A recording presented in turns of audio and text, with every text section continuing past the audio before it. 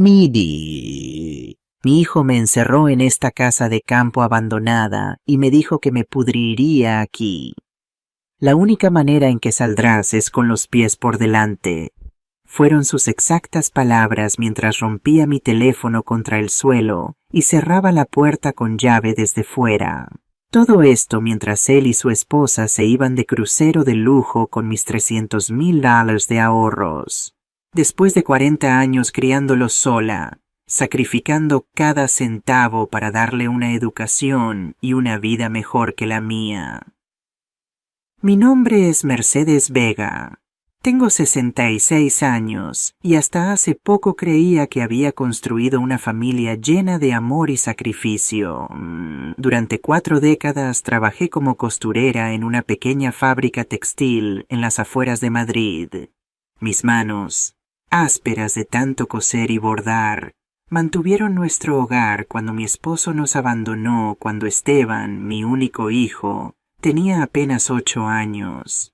Recuerdo perfectamente el día en que decidí que haría cualquier cosa para darle a mi hijo la vida que merecía. Era un martes lluvioso de octubre, y Esteban llegó a casa llorando porque los otros niños se burlaban de sus zapatos gastados. Esa noche, mientras dormía, conté cada euro que había ahorrado durante meses para comprarme un vestido nuevo. Dinero que utilicé inmediatamente para comprarle las mejores zapatillas deportivas de la tienda. Ver su sonrisa al día siguiente valía más que cualquier prenda que pudiera haber comprado para mí. Y así pasaron los años. Cada euro extra, cada hora de trabajo adicional, cada momento de descanso que sacrifiqué fue por él. Cuando cumplió 16, trabajé turnos dobles para comprarle la motocicleta que tanto deseaba. A los 21, hipotequé mi pequeña casa para pagar su carrera de ingeniería. Nunca me quejé, nunca se lo reproché. Creía firmemente que una madre debe darlo todo por sus hijos, sin esperar nada a cambio más que su amor y respeto. Esteban se graduó con honores y consiguió un excelente trabajo en una empresa de construcción. Me sentía la mujer más orgullosa del mundo viéndolo salir cada mañana con su traje elegante y su maletín de cuero.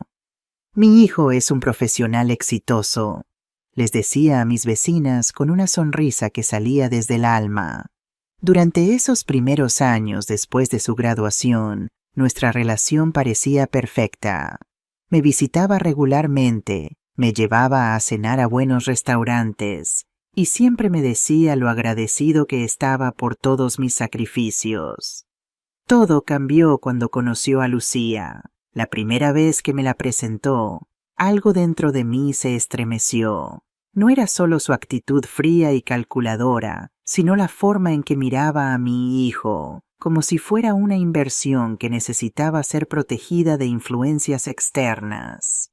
Lucía tenía 32 años. Era alta, con el pelo castaño perfectamente peinado y una sonrisa que nunca llegaba a sus ojos.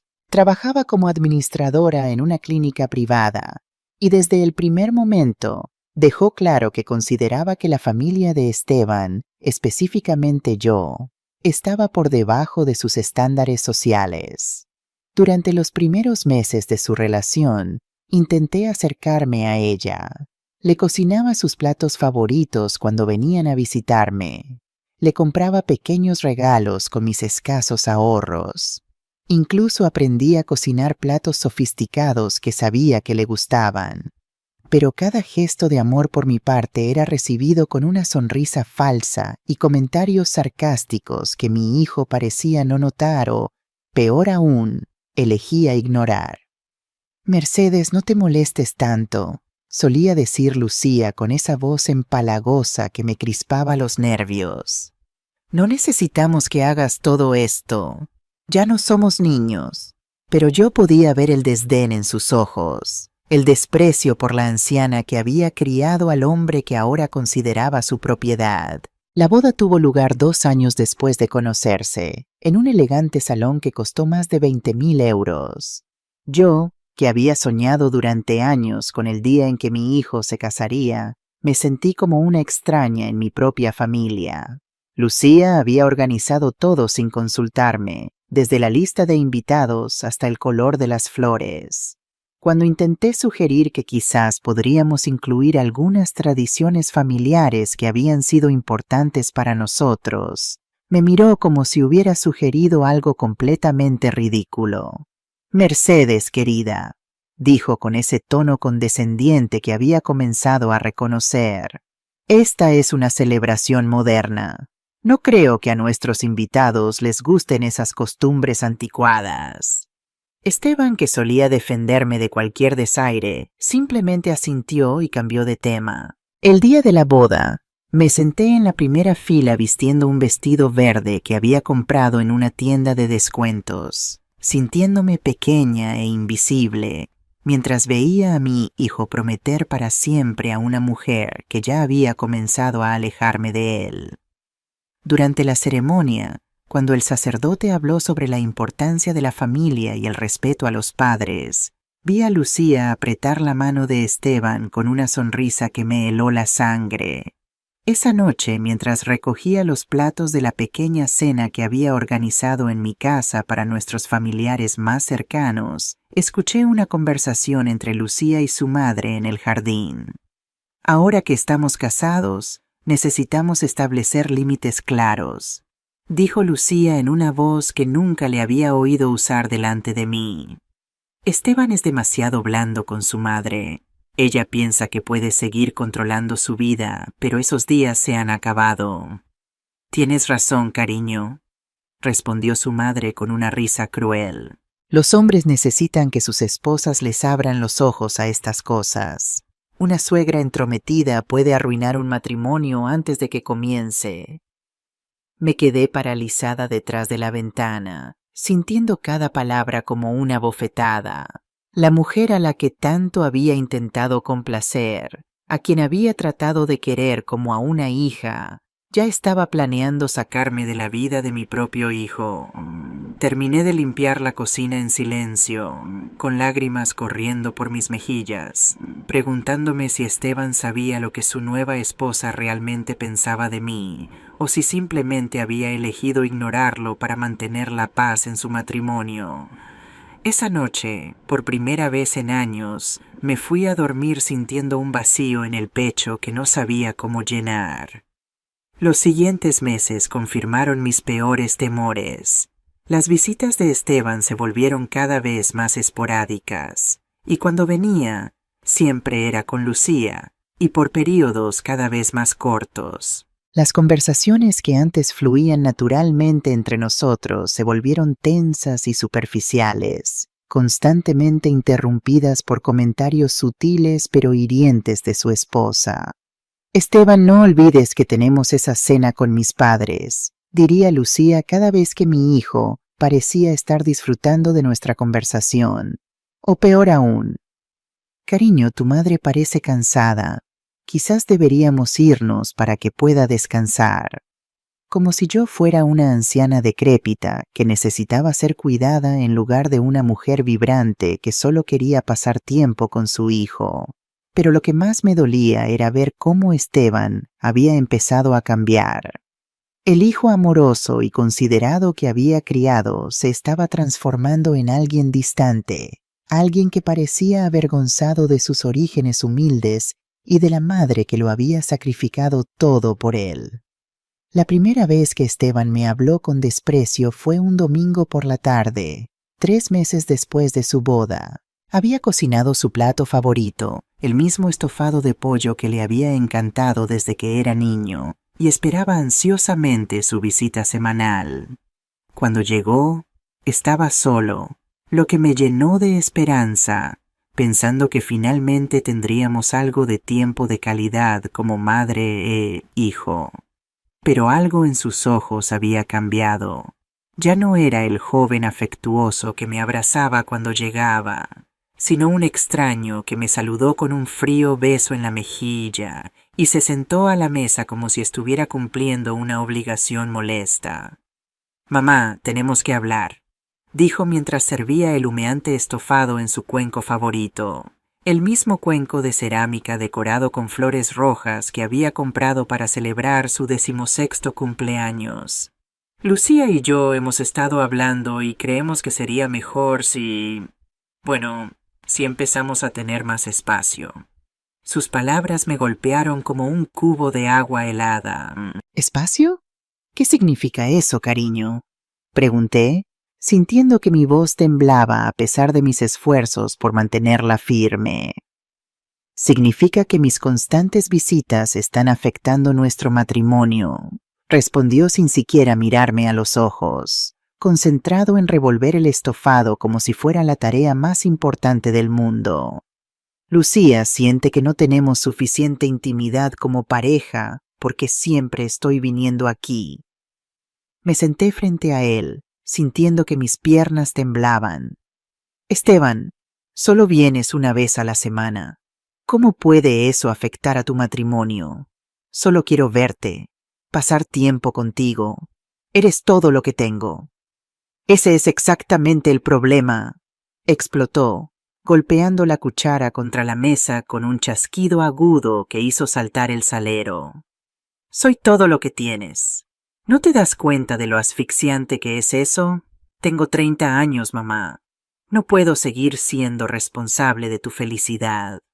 Sus palabras eran como puñales clavándose en mi corazón. El hijo por el que había trabajado día y noche, por quien había renunciado a cualquier posibilidad de reconstruir mi vida después de que su padre nos dejara, me estaba diciendo que yo era una carga para su existencia. Nunca te pedí que fueras responsable de mi felicidad, respondí, con la voz quebrada. Solo te pedí que me amaras como yo te he amado. ¿Es eso demasiado pedir? El amor no debería ser una prisión, replicó, repitiendo palabras que claramente no eran suyas, sino de Lucía. Necesito que entiendas que ahora tengo una nueva familia, nuevas prioridades. No puedo seguir viviendo para complacerte. Esa tarde, Esteban se fue sin terminar el almuerzo que había preparado con tanto amor. Me quedé sola en mi pequeña cocina, mirando el plato lleno de comida que lentamente se enfriaba, sintiendo que algo dentro de mí se rompía para siempre. Por primera vez en mi vida, me pregunté si había valido la pena sacrificar tanto por alguien que ahora me veía como una molestia. Las siguientes semanas fueron un suplicio silencioso. Esteban cumplió su promesa de espaciar sus visitas.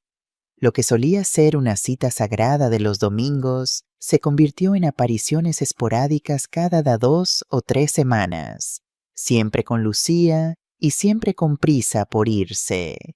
Durante esas visitas, ella se aseguraba de controlar cada conversación, interrumpiendo cualquier momento de intimidad entre mi hijo y yo, con comentarios sobre sus planes, sus viajes, sus nuevos amigos de clase alta.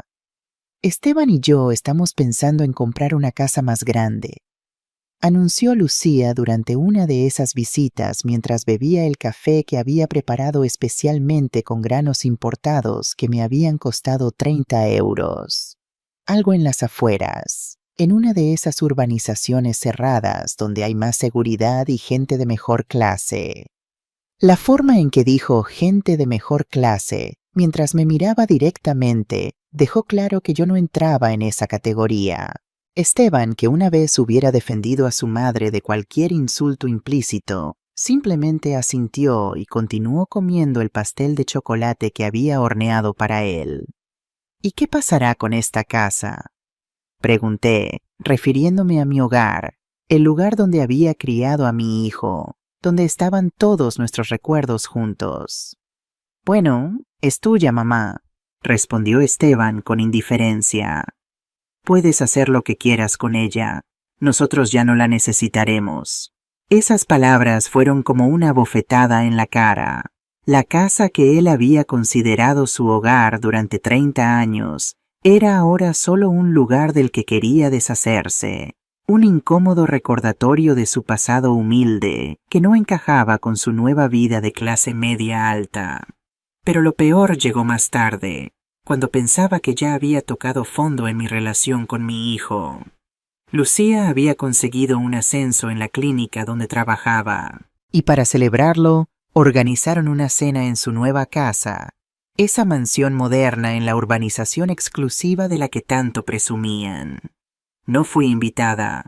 Me enteré por casualidad cuando llamé a Esteban para preguntarle si podía llevarme al médico porque habían encontrado una irregularidad en mis pruebas rutinarias y estaba asustada.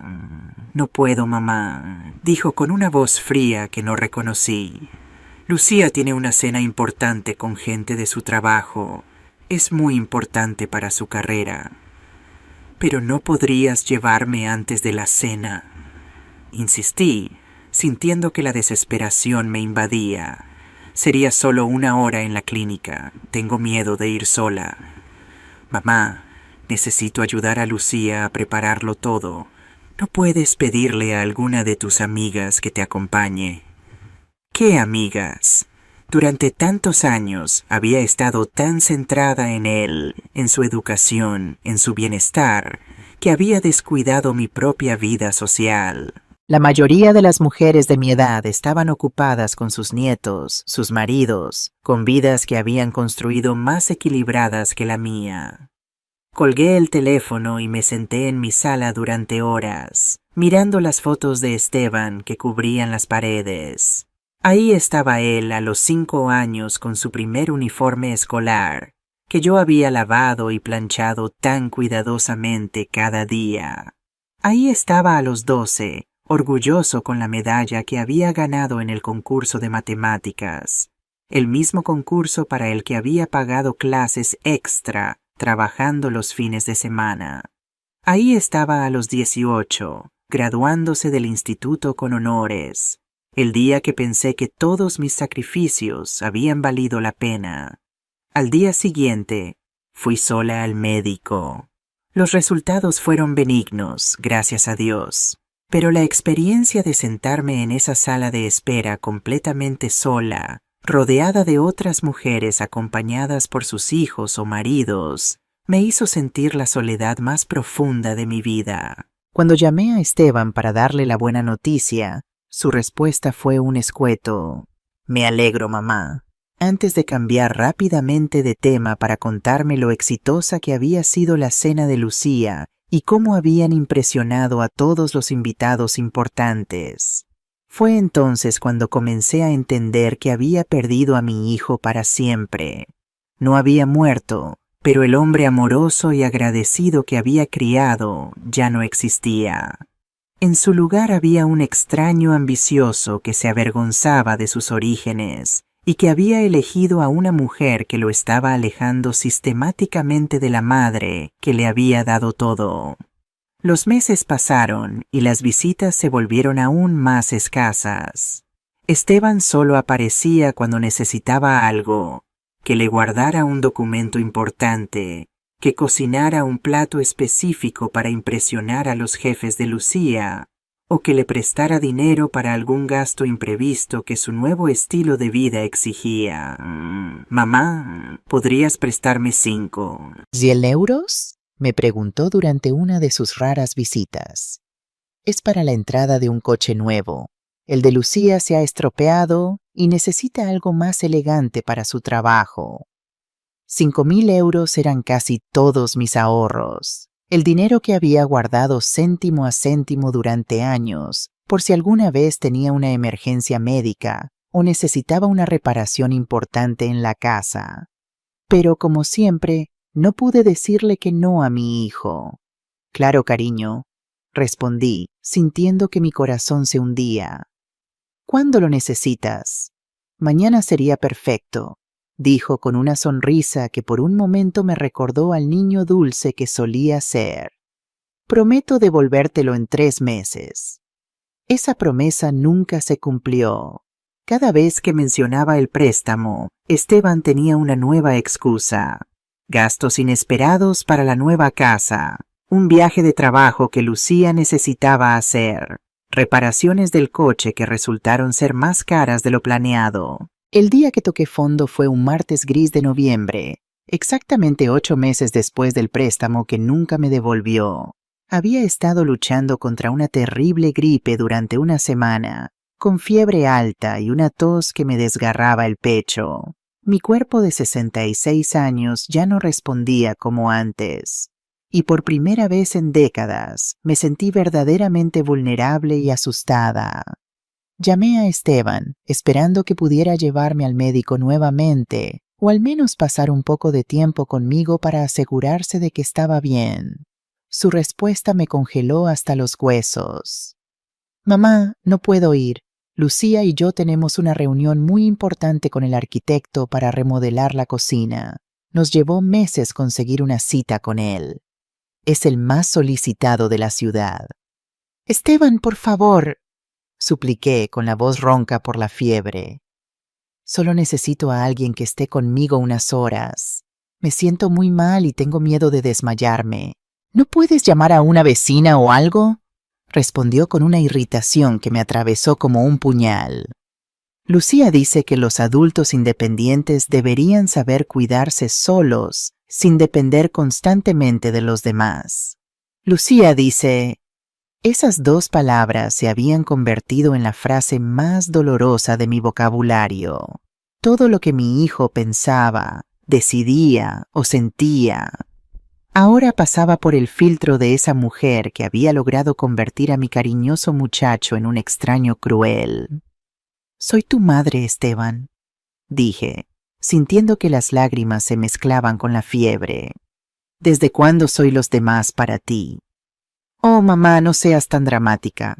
Es solo una gripe. Tómate un té y descansa. Se te pasará». Colgó sin siquiera despedirse. Me quedé allí sosteniendo el teléfono durante varios minutos, sintiendo que algo dentro de mí moría definitivamente. El hijo por quien había sacrificado mi juventud, mi dinero, mis sueños, mis oportunidades de amor, me había reducido a una molestia que interfería con sus importantes citas. Esa noche, mientras yacía en mi cama, temblando de fiebre y sintiéndome más sola que nunca, tomé una decisión que lo cambiaría todo para siempre. Ya no podía ser la madre que suplicaba migajas de atención y afecto de un hijo que claramente me despreciaba. Tenía que encontrar una manera de recuperar mi dignidad, aunque eso significara perder mi relación con Esteban para siempre. Me llevó 2 semanas completas recuperarme de la gripe. Durante todo ese tiempo, mi teléfono permaneció en silencio. Esteban nunca llamó ni una sola vez para preguntar cómo me sentía, si necesitaba algo, si siquiera estaba viva. Fue mi vecina Carmela, una viuda de 70 años que vivía al lado, quien cuidó de mí. Me trajo medicinas, me preparó sopas calientes y se sentó conmigo durante las noches más difíciles. «Mercedes», me dijo Carmela una tarde mientras me ayudaba a cambiar las sábanas empapadas de sudor. «No es normal que un hijo abandone así a su madre enferma. Algo está muy mal aquí». Tenía razón, pero admitirlo significaba enfrentar una verdad que había estado evitando durante meses.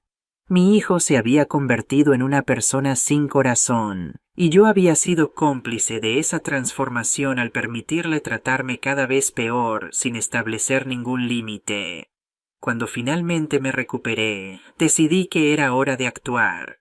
Si Esteban quería tratarme como a una extraña, que así fuera. Ya no sería la madre asfixiante que describía. Ya no estaría disponible cada vez que necesitara algo. Ya no sería su cajero automático personal, ni su cocinera de emergencia. La primera prueba llegó 2 semanas después cuando Esteban me llamó como si nada hubiera pasado. «Mamá, ¿podrías hacerme esa paella que tanto le gusta a Lucía? Sus padres vienen a cenar y sería genial impresionarlos con una comida casera». Y por primera vez en 30 años dije, «No, lo siento, Esteban, pero no puedo. Tengo otros planes». El silencio al otro lado de la línea fue tan largo que pensé que se había cortado la llamada. «¿Otros planes?», repitió. Su tono de incredulidad habría sido cómico si no fuera tan patético. «¿Qué tipo de planes podrías tener tú?» «Los míos», respondí con una firmeza que me sorprendió incluso a mí misma. Ya no estoy disponible cada vez que me necesitas, especialmente después de que no te importara si estaba muerta o viva durante mi enfermedad. ¿De qué estás hablando? Solo era una gripe que podría haberme matado, y ni siquiera llamaste para ver cómo estaba. Lucía me dijo que era mejor darte espacio para recuperarte sin presión. Mintió descaradamente. Lucía dice, Lucía piensa, Lucía cree. Finalmente exploté. ¿Cuándo vas a empezar a pensar por ti mismo, Esteban? ¿Cuándo vas a recordar que tienes una madre que te ama? No empieces con tus dramas, gritó. Si no quieres ayudarme con una simple comida está bien, pero no intentes chantajearme emocionalmente. Colgó violentamente, dejándome temblando, pero por primera vez en meses, sintiendo algo parecido al alivio. Los siguientes días fueron extraños. Por un lado, me sentía culpable por negarle algo a mi hijo, pero por otro, sentía una sensación de libertad que no había sentido en años. No tenía que estar pendiente del teléfono esperando sus llamadas esporádicas. No tenía que prepararme emocionalmente para sus visitas frías y calculadas.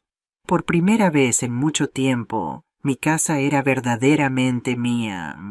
Usé esa libertad para reconectar con Carmela y algunos otros vecinos que había descuidado durante años de obsesionarme con Esteban. Comencé a dar paseos por las tardes, a cuidar mi pequeño jardín, a leer los libros que había acumulado pero que nunca había tenido tiempo de disfrutar. Lentamente, muy lentamente, comencé a recordar quién era yo antes de convertirme únicamente en la madre de Esteban. Pero mi hijo no estaba dispuesto a aceptar esta nueva versión de mí. 3 semanas después de nuestra discusión telefónica, apareció en mi puerta sin avisar, con Lucía y una expresión de furia que no le había visto desde que era adolescente. «Tenemos que hablar», dijo mientras entraba en mi sala sin esperar una invitación. Lucía lo siguió, vistiendo un conjunto morado que probablemente costaba más que mi salario mensual cuando trabajaba en la fábrica. Por supuesto, poneos cómodos, dije con sarcasmo, pero decidí mantener la calma. ¿En qué puedo ayudaros? Puedes empezar explicando qué te ha pasado últimamente, dijo Esteban, sentándose en el sillón donde solía acurrucarse cuando era niño para que le leyera cuentos antes de dormir. Primero me cuelgas, luego te niegas a ayudarme con una simple comida, y ahora los vecinos dicen que hablas mal de nosotros. ¿Hablar mal de vosotros?, pregunté, genuinamente confundida. ¿Qué se supone que he dicho? Carmela le dijo a su hermana, y su hermana le dijo a la señora del mercado que dijiste que yo era un hijo desagradecido que abandonó a su madre enferma. Intervino Lucía con su voz fingiendo preocupación, pero destilando veneno. ¿Te das cuenta del daño que eso puede hacerle a la reputación de Esteban en el trabajo? Me quedé sin palabras. Era cierto que había hablado con Carmela sobre mi decepción con Esteban, pero nunca pensé que mis palabras viajarían tan lejos, o que mi hijo estaría más preocupado por su reputación que por entender mis sentimientos. ¿Tu reputación?, le pregunté a Esteban directamente, ignorando completamente a Lucía. ¿Esa es tu mayor preocupación? ¿No el hecho de que tu madre se sintiera abandonada cuando más te necesitaba? Oh, por favor, estalló Lucía antes de que Esteban pudiera responder. Mercedes, tienes 66 años. Ya es hora de que crezcas y dejes de actuar como una adolescente mimada buscando atención.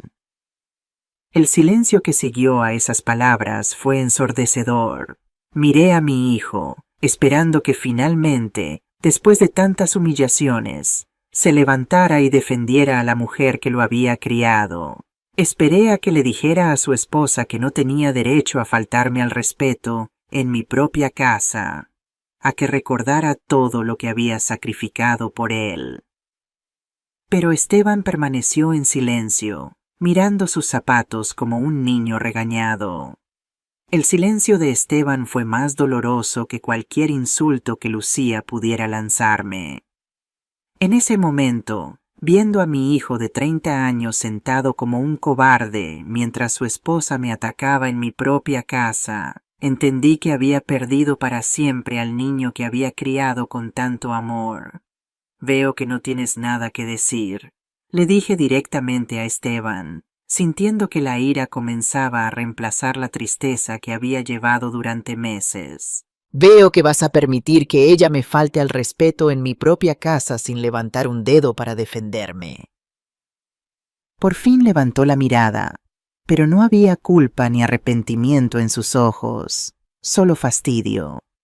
Mamá, Lucía no te está faltando al respeto, solo te está diciendo la verdad que necesitas escuchar.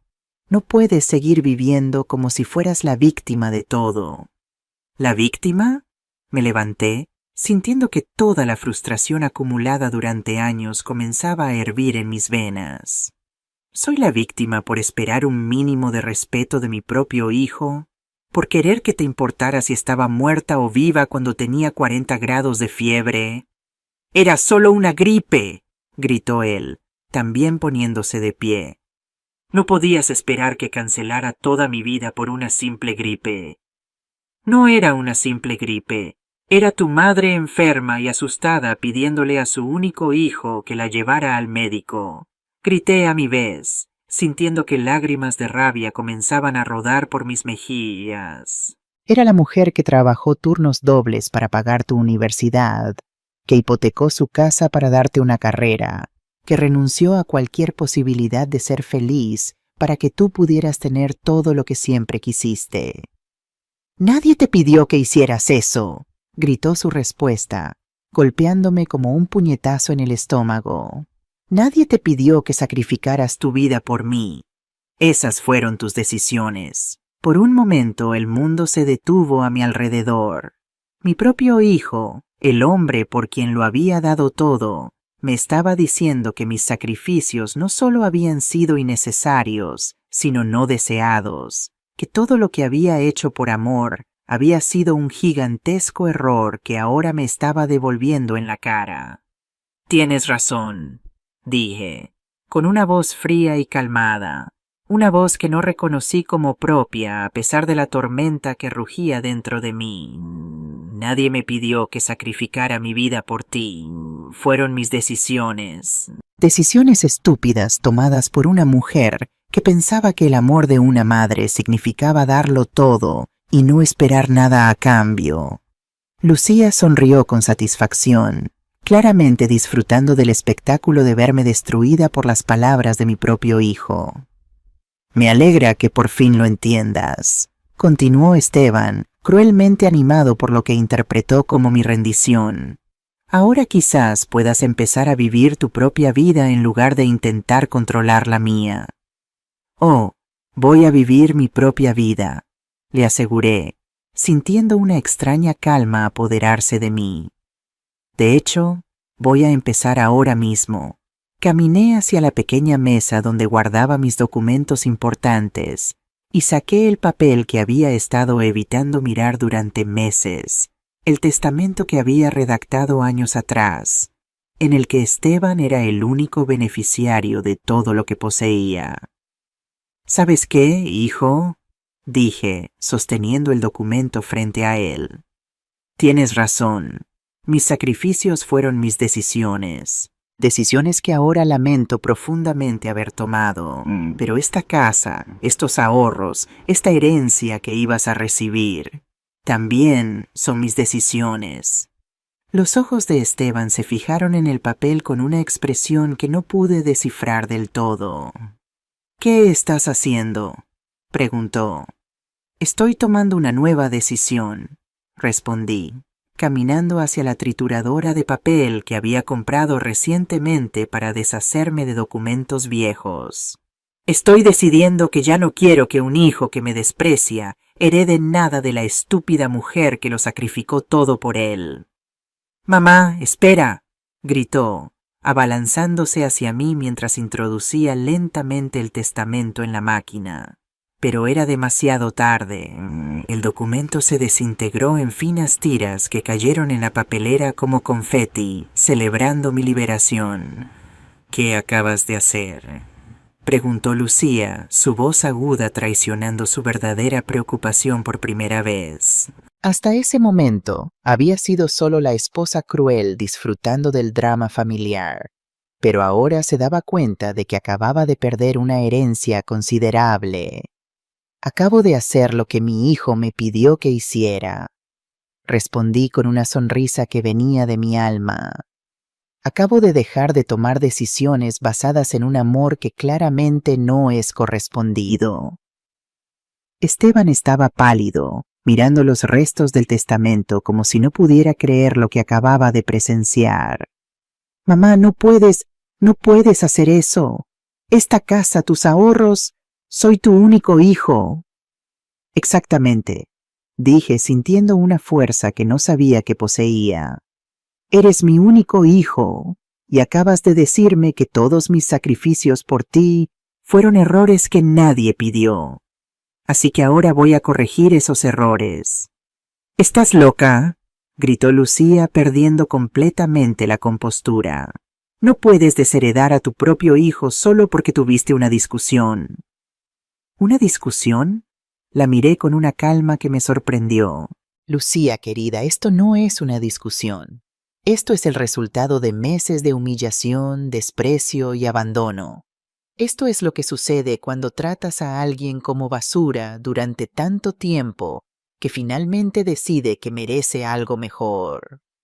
Mamá, por favor, suplicó Esteban, acercándose a mí con las manos extendidas como si yo fuera un animal salvaje que necesitaba ser calmado. Estás actuando por impulso. Estás enfadada y no estás pensando con claridad. Al contrario, respondí, alejándome de él. Por primera vez en años estoy pensando con perfecta claridad. Me estoy dando cuenta de que criar a un hijo desagradecido fue mi mayor error, pero no tiene por qué ser permanente. No puedes hablarle así a tu madre, gritó Lucía a Esteban, pero ya no desde un lugar de superioridad moral, sino desde el pánico de ver desaparecer una fortuna ante sus ojos. Di algo. Arregla esto. La ironía era deliciosa. La misma mujer que había pasado años envenenando a mi hijo contra mí, que había alentado cada una de sus crueldades, ahora exigía que me tratara bien porque su futuro financiero estaba en juego. Qué interesante, dije, viendo la creciente desesperación en ambos rostros. Durante meses, Lucía, le has estado diciendo a mi hijo que yo era una madre tóxica y controladora, que necesitaba aprender a estar sola. Y ahora que finalmente estoy siguiendo tu consejo, te das cuenta de que tal vez no era una idea tan buena después de todo. Zelda, yo nunca dije esas cosas. Mintió descaradamente, pero su voz temblorosa la traicionó. Por supuesto que las dijiste. Y mi hijo, en lugar de defenderse o defender a su madre, eligió creer cada una de tus palabras venenosas. Eligió tratarme como una molestia en lugar de como la mujer que le dio la vida y pagó la educación que ahora utiliza para ganar el dinero que ambos aman gastar. Esteban se desplomó de nuevo en el sillón, con la cabeza entre las manos. Por un momento, solo un momento, vi un destello del niño vulnerable que solía ser, y mi corazón casi se rompió. Casi. Mamá dijo con una voz pequeña, sé que he sido difícil últimamente. Sé que quizás no he sido el hijo que esperabas, pero no puedes castigarme así. Somos familia. ¿Familia? Repetí la palabra como si la estuviera escuchando por primera vez. ¿Sabes lo que significa esa palabra, Esteban? Significa estar ahí cuando la otra persona te necesita.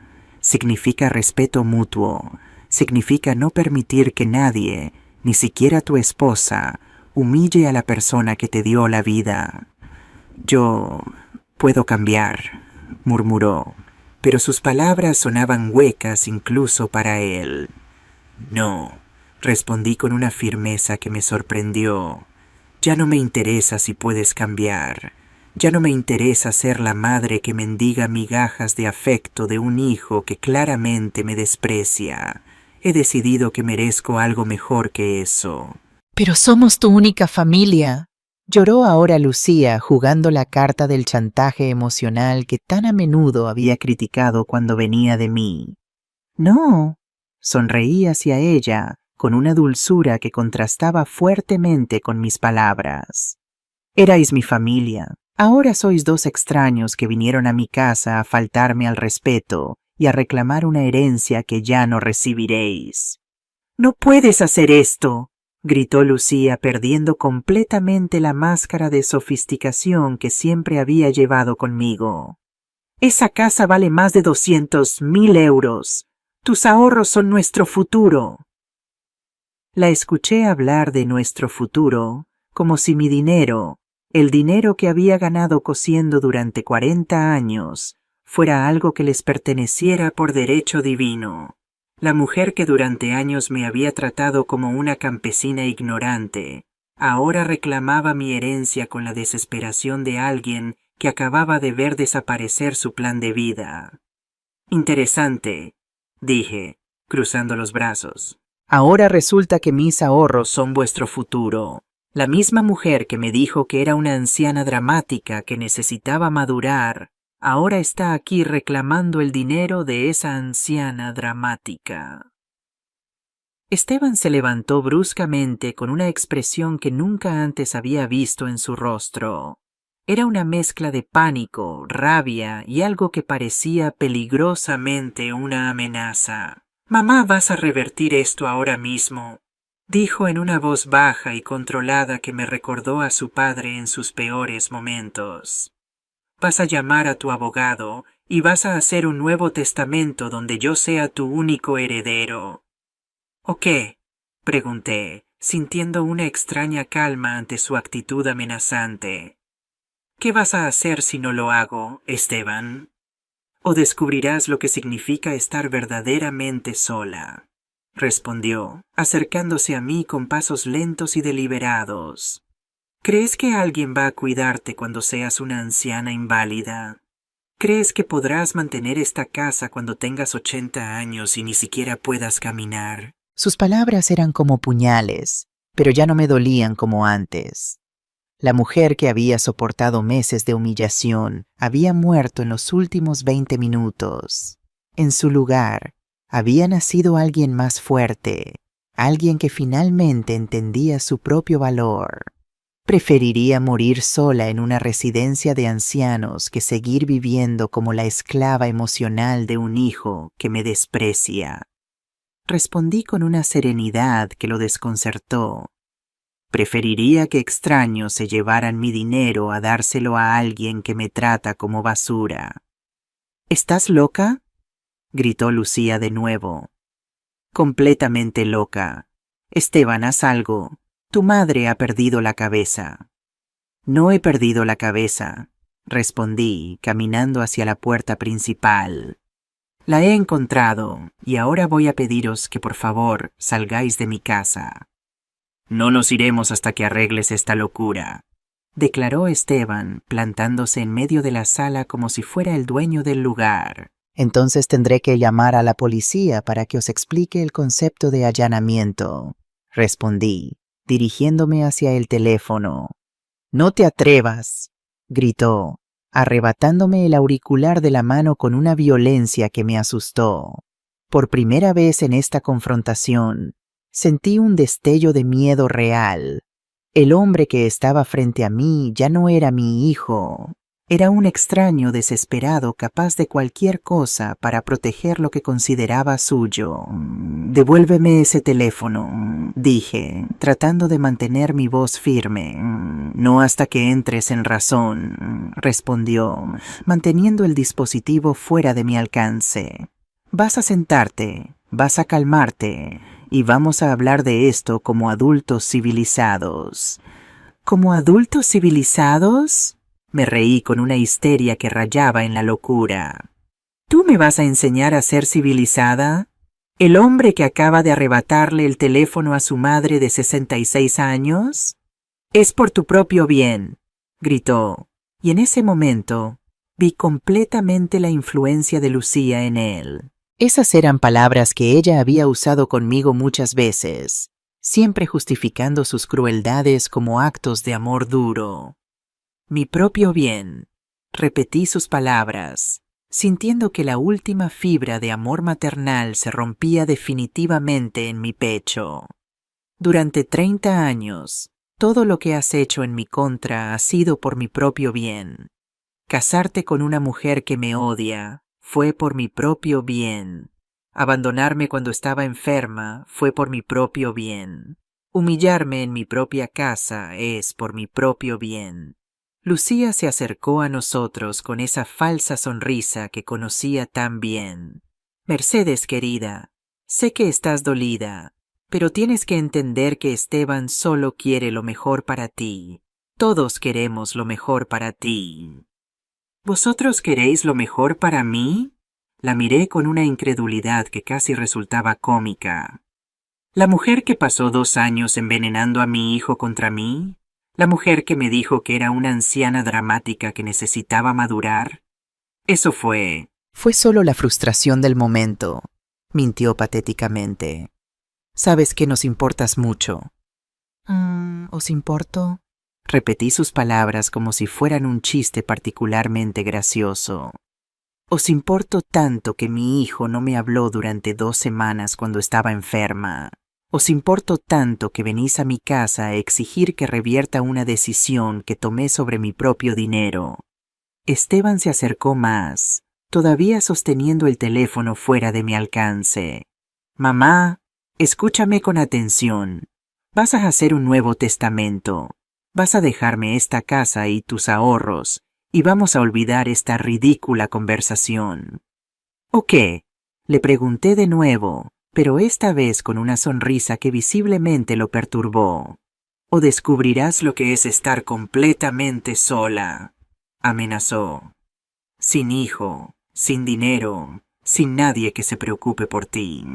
Esteban, dije, acercándome a él hasta que nuestros rostros estaban a solo unos centímetros de distancia. Ya estoy completamente sola. Ya he descubierto lo que es tener un hijo que no se preocupa por mí. La diferencia es que ahora, finalmente, he decidido hacer algo al respecto. Algo en mi tono debió alarmarlo, porque por primera vez desde que comenzó esta confrontación, vi incertidumbre en sus ojos. ¿Qué quieres decir con eso? Quiero decir que vosotros dos vais a salir de mi casa ahora mismo y no vais a volver nunca. Quiero decir que voy a cambiar las cerraduras mañana por la mañana. Quiero decir que voy a hacer un nuevo testamento donde todo mi dinero irá a organizaciones benéficas que ayudan a madres solteras, para que ninguna otra mujer cometa el error de sacrificarlo todo por un hijo desagradecido. No puedes hacer eso, gritaron los dos al unísono, un coro de avaricia y desesperación. Puedo y lo haré, les aseguré, y si alguna vez pensáis en molestarme de nuevo, llamaré a la policía y les diré exactamente qué tipo de personas sois. Les contaré cómo tratasteis a una mujer mayor, cómo la amenazasteis en su propia casa, cómo le arrebatasteis el teléfono cuando intentó pedir ayuda. Esteban me miró durante un largo momento y por un instante pensé que tal vez finalmente reaccionaría como el hijo que había criado. Pensé que me devolvería el teléfono, que se disculparía, que recordaría quién era yo para él. En su lugar, arrojó el teléfono contra la pared con tanta fuerza que se hizo añicos, llenando mi sala de plástico roto y cables enredados. Ahí tienes tu teléfono, dijo con una sonrisa cruel que me heló hasta los huesos. Veamos cómo llamas a la policía ahora. El silencio que siguió fue absoluto. Los tres nos quedamos mirando los restos del teléfono esparcidos por el suelo, una perfecta metáfora de lo que quedaba de nuestra relación familiar. Esteban, dije, con mi voz sonando extrañamente calmada incluso para mí misma, acabas de cruzar una línea de no retorno. ¿Oh, de verdad? desafió hinchando el pecho como un matón callejero. ¿Y qué vas a hacer al respecto, mamá? No tienes teléfono, no tienes a nadie que te ayude. Estás completamente a nuestra merced. Lucía sonrió con satisfacción, claramente disfrutando del espectáculo de verme finalmente sometida y humillada, justo como había planeado durante tanto tiempo. Lo que ninguno de los dos sabía era que acababan de cometer el mayor error de sus vidas. Miré los fragmentos del teléfono durante varios segundos, sintiendo que algo fundamental cambiaba dentro de mí. No era miedo lo que sentía ya, ni tristeza, ni siquiera rabia. Era algo mucho más peligroso. Una calma absoluta, la serenidad de alguien que finalmente ha visto la verdadera naturaleza de las personas frente a ella. ¿Sabes qué, Esteban?, dije, inclinándome para recoger uno de los trozos más grandes del teléfono destruido. Tienes razón, no tengo teléfono, no tengo a nadie que me ayude. Estoy completamente a vuestra merced. Su sonrisa se ensanchó, interpretando mis palabras como una rendición. Me alegra que por fin entiendas la situación.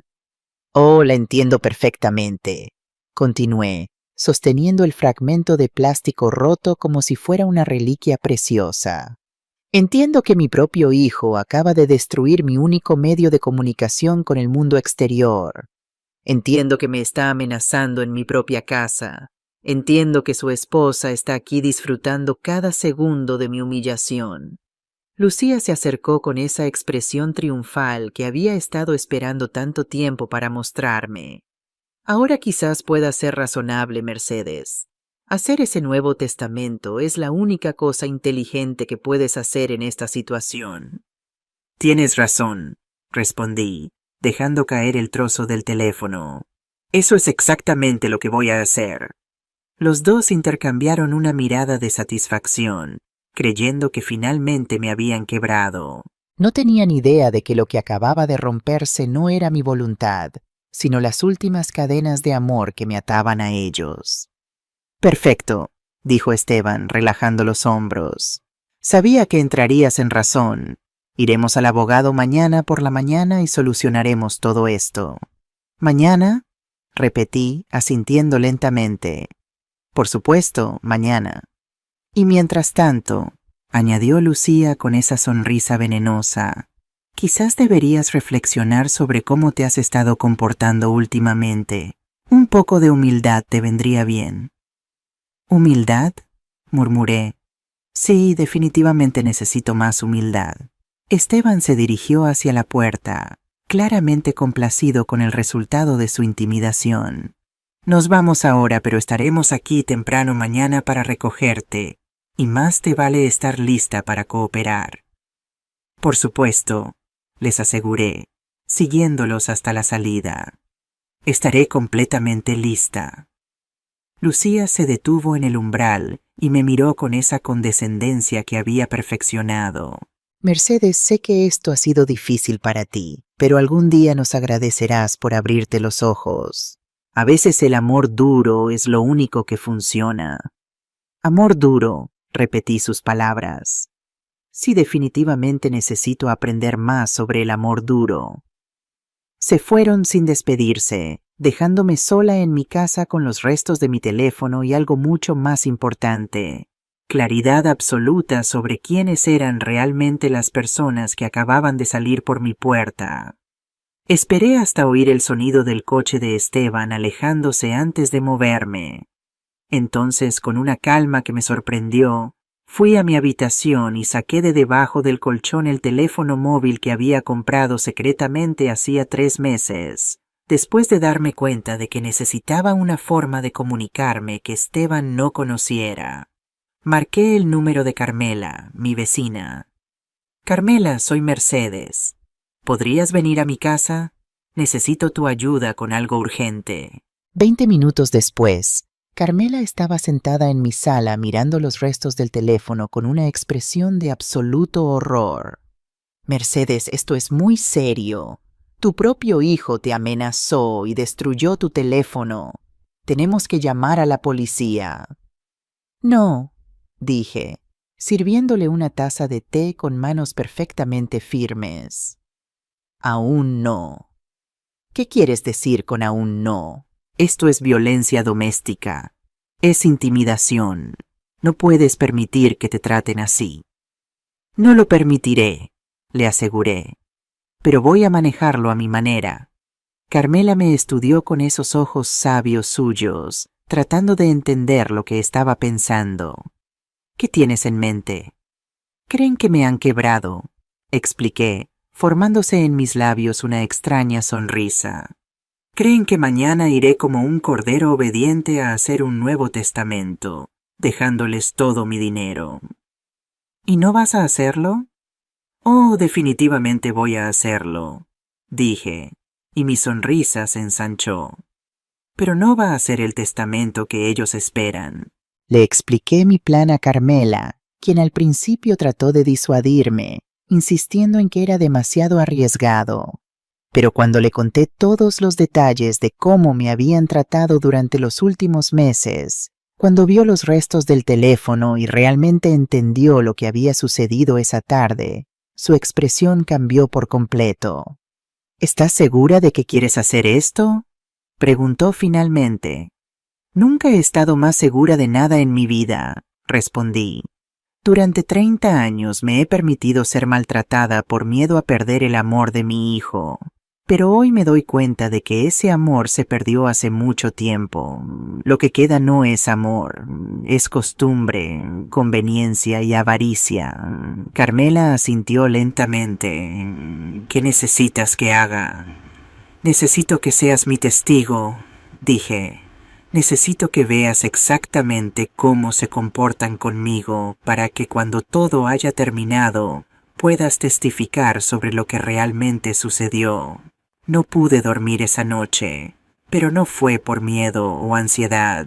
Fue por la extraña sensación de libertad que estaba experimentando. Por primera vez en décadas, iba a tomar el control total de mi vida.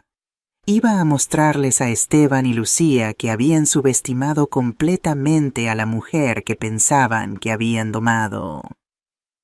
A las 6:07 de la mañana siguiente, llamé al abogado que había redactado mi testamento original. Le expliqué que necesitaba hacer algunos cambios urgentes y le pedí que viniera a mi casa esa misma mañana antes de que llegaran Esteban y Lucía. ¿Está segura de estos cambios, doña Mercedes? Preguntó el abogado después de revisar las nuevas instrucciones que le había dado. Son bastante drásticos. Completamente segura, confirmé, firmando cada página con una determinación que no había sentido en años. Y quiero que quede absolutamente claro que estoy tomando estas decisiones en plena posesión de mis facultades mentales, sin ningún tipo de coacción. Entendido. Los documentos serán archivados inmediatamente. A las 10:00 de la mañana, tal como habían prometido, oí el coche de Esteban detenerse frente a mi casa. Carmela estaba escondida en la cocina desde donde podía escuchar todo lo que sucediera en la sala. Mi teléfono móvil estaba grabando, oculto entre los cojines del sofá. Abrí la puerta antes de que llamaran, con una expresión de resignación perfectamente actuada. Buenos días, dije con voz sumisa. Os estaba esperando. Esteban entró con la arrogancia de conquistador que había mostrado la noche anterior. Perfecto. Veo que una noche de reflexión te ha ayudado a ver las cosas con claridad. Sí, murmuré, manteniendo la mirada baja. Entiendo perfectamente. Lucía me estudió con sospecha, como si sintiera que algo no estaba del todo bien. Pero el acto de mujer derrotada que estaba interpretando pareció convencerla. ¿Llamaste al abogado?, me preguntó Esteban. Ya ha estado aquí, les informé. El Nuevo Testamento ya está hecho. Los dos intercambiaron una mirada de absoluto triunfo. Habían ganado, o eso creían.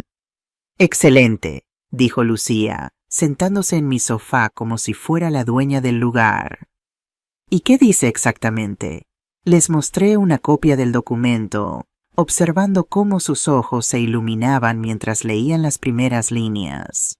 Lo que no sabían era que lo que tenían en sus manos era una copia falsa preparada específicamente para este momento.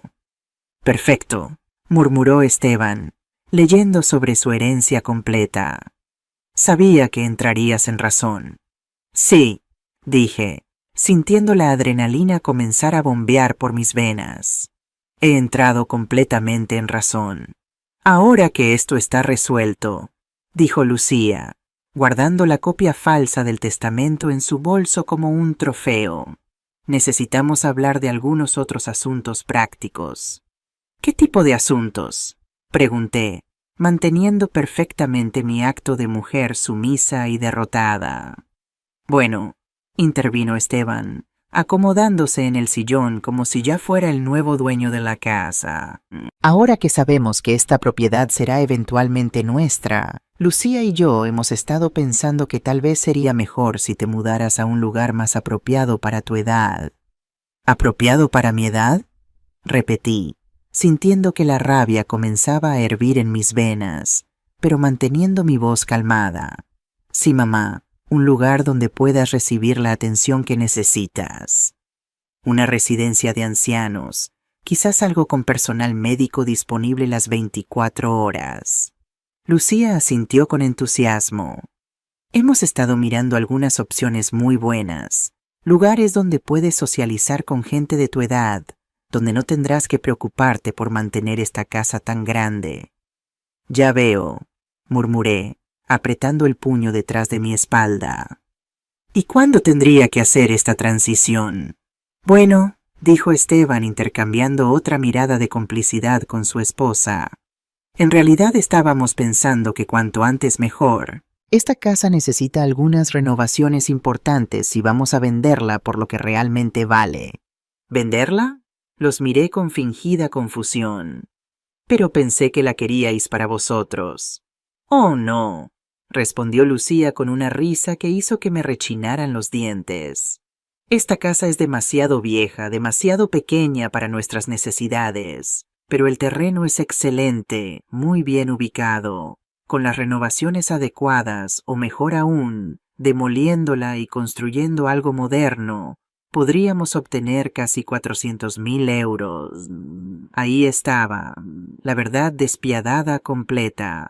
No solo querían echarme de mi propia casa, sino que planeaban borrar cualquier rastro de la vida que había construido allí, cada recuerdo de los años que había pasado criando a mi hijo dentro de estas paredes».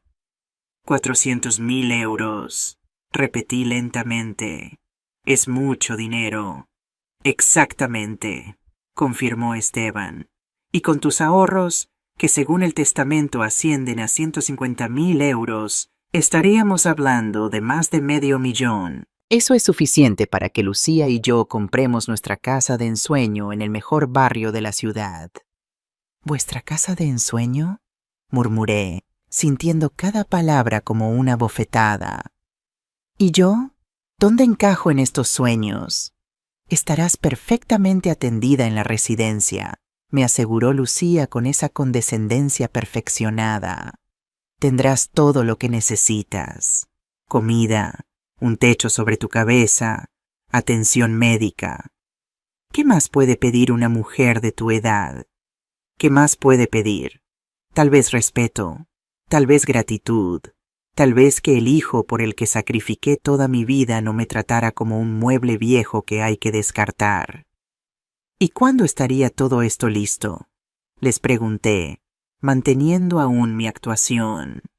«De hecho», dijo Esteban mirando a su esposa como pidiendo permiso para continuar, «ya hemos hecho algunas llamadas. Hay una residencia muy buena a las afueras de la ciudad que tiene disponibilidad inmediata. Podríamos llevarte mañana a verla». ¿Mañana? La velocidad con la que habían organizado mi exilio me dejó sin aliento. ¿No es un poco apresurado? «Cuanto más esperemos, mamá», dijo Esteban con esa paciencia forzada que se usa con los niños difíciles, «más difícil será para ti adaptarte. Es mejor hacer el cambio rápidamente, como arrancar una tirita». como arrancar una tirita. Esa era la metáfora que mi hijo había elegido para describir el momento en que me arrancaría de mi hogar, de mis recuerdos, de todo lo que había sido mi mundo durante 4 décadas. Además añadió Lucía, ya hemos contactado con algunos contratistas para que vengan a evaluar la propiedad. Uno de ellos puede venir la semana que viene, pero necesitamos que la casa esté disponible. ¿Disponible? Repetí. ¿Sin mí en ella? Exactamente, confirmó con una sonrisa que no hacía ningún intento por ocultar su satisfacción. Sentí un escalofrío. Permanecí en silencio durante varios minutos, fingiendo procesar toda la información que me habían dado. En realidad, estaba saboreando cada segundo de esta conversación, grabando cada palabra cruel, cada plan despiadado, cada muestra de la avaricia y el desprecio que habían estado ocultando detrás de sus máscaras de preocupación filial. ¿Sabéis qué? Dije, finalmente levantándome del sofá con movimientos deliberadamente lentos. Creo que tenéis razón. Creo que es hora de que acepte la realidad de mi situación. Los dos se relajaron visiblemente, interpretando mis palabras como la rendición total que habían estado buscando. Me alegra oírte decir eso, dijo Esteban, también poniéndose de pie. Sé que es difícil, pero al final serás más feliz así. ¿Más feliz? Asentí. Sí, definitivamente voy a ser más feliz. ¿Entonces mañana vamos a ver la residencia? Preguntó Lucía, ya sacando su teléfono para hacer algún tipo de arreglo. Mañana, confirmé. Pero primero hay algo que necesito mostraros. Algo importante que encontré cuando estaba organizando mis cosas para la mudanza. ¿Qué es? Preguntó Esteban con repentino interés. Está en el sótano, expliqué, dirigiéndome hacia la puerta que conducía a las escaleras. Es algo que pertenecía a tu abuelo, algo que pensé que te gustaría tener como recuerdo familiar. La curiosidad pudo más que cualquier precaución que pudieran haber tenido. Ambos me siguieron hasta el sótano, bajando por las escaleras de madera que crujían bajo nuestros pies. El sótano de mi casa era un lugar que Esteban había evitado durante años. Cuando era niño, tenía un miedo irracional a los espacios oscuros y cerrados, y como adulto, simplemente había decidido que no tenía razón para bajar allí. Lo que no sabía era que yo había convertido ese espacio en mi santuario privado, el lugar donde guardaba todos mis recuerdos más preciosos y algunos otros artículos que había estado acumulando a lo largo de los años. Está un poco oscuro, dije, encendiendo la luz de las escaleras, pero dejando el resto del sótano en sombras. Tened cuidado donde pisáis. Llegamos al fondo de las escaleras y encendí la luz principal. El sótano se iluminó, revelando lo que había estado preparando durante meses sin que ellos lo supieran. ¿Qué es todo esto?, preguntó Lucía mirando alrededor con una mezcla de confusión y alarma. Las paredes estaban cubiertas de fotografías, documentos y recortes de periódicos. Pero no eran recuerdos familiares normales. Eran pruebas. Fotografías de los moratones que tuve después de las veces que Esteban me empujó durante nuestras discusiones. Copias de extractos bancarios que mostraban todos los préstamos que nunca había devuelto. Grabaciones de conversaciones donde él y Lucía hablaban con desprecio de mí, pensando que no podía oírlos. Este es mi archivo, expliqué con una calma que contrastaba fuertemente con el creciente pánico en sus rostros. Todo lo que habéis hecho, todo lo que habéis dicho, todo lo que habéis planeado, todo está aquí. Esteban se acercó a una de las paredes, leyendo algunos de los documentos con una palidez que me dio inmensa satisfacción. Mamá, ¿qué es esto? ¿Por qué documenté todo? Terminé su pregunta. Porque sabía que eventualmente necesitaría pruebas de quiénes sois vosotros dos realmente. Lucía había encontrado las transcripciones de algunas de sus conversaciones telefónicas más crueles, conversaciones que había grabado secretamente durante los últimos meses. «¡Esto es ilegal!», gritó, sosteniendo los papeles con manos temblorosas. «No puedes grabar conversaciones privadas». «De hecho, sí puedo», le informé. En mi propia casa tengo derecho a grabar cualquier conversación.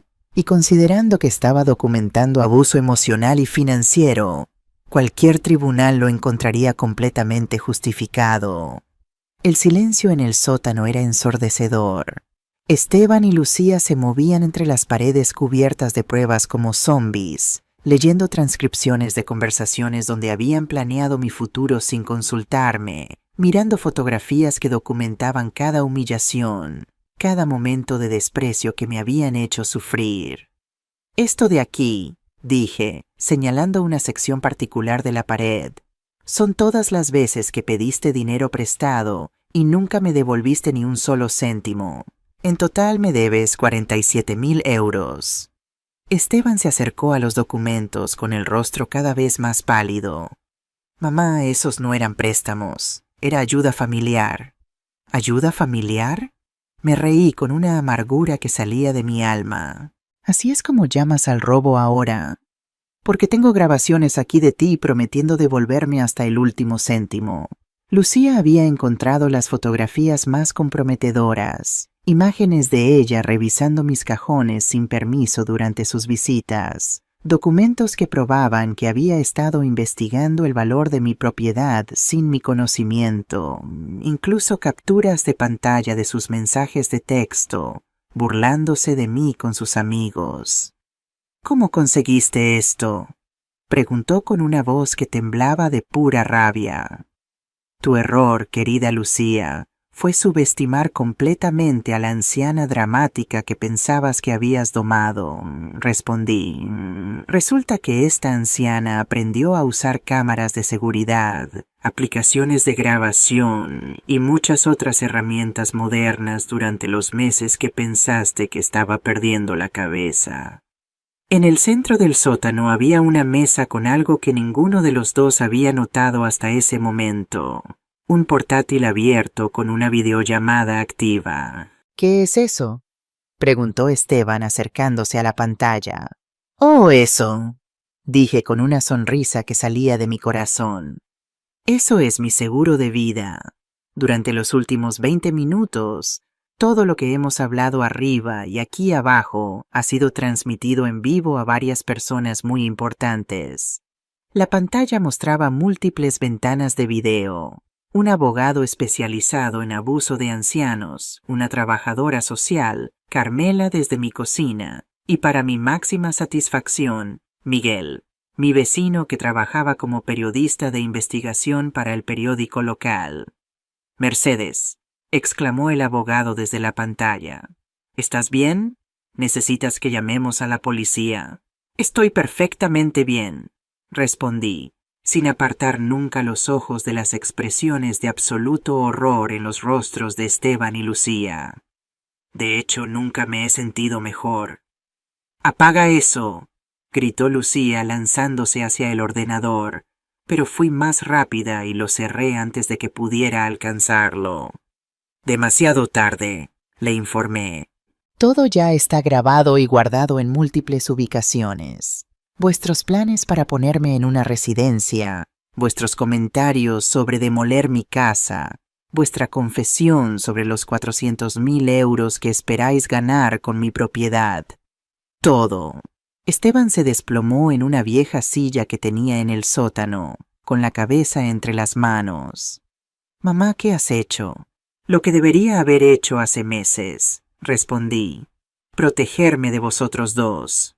«No puedes usar nada de esto», gritó Lucía agitando los papeles que había estado leyendo. «Son conversaciones privadas. Es una invasión de la privacidad».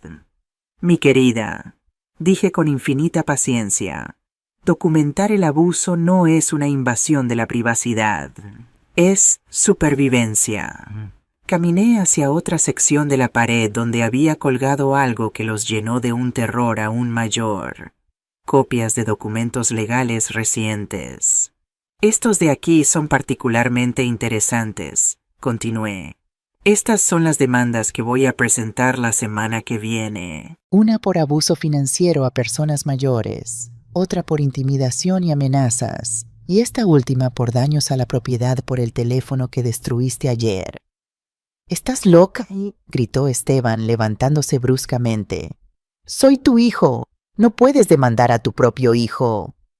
¿Mi hijo? Lo miré con una frialdad que lo hizo retroceder. Mi hijo murió hace meses, Esteban. La persona que está frente a mí es un extraño que me amenaza, destruye mis cosas, planea robar mi herencia y ponerme en una residencia contra mi voluntad. Las lágrimas comenzaron a rodar por mis mejillas, pero no eran lágrimas de tristeza, eran lágrimas de liberación, de justicia, de una satisfacción que había estado esperando sentir durante demasiado tiempo. Pero eso no es todo. Continué moviéndome hacia el documento más importante de todos. Este de aquí es mi favorito. Les mostré una copia del testamento real, el que había firmado esa mañana con el abogado. ¿Recordáis el testamento que os mostré arriba? Era falso. Este es el verdadero.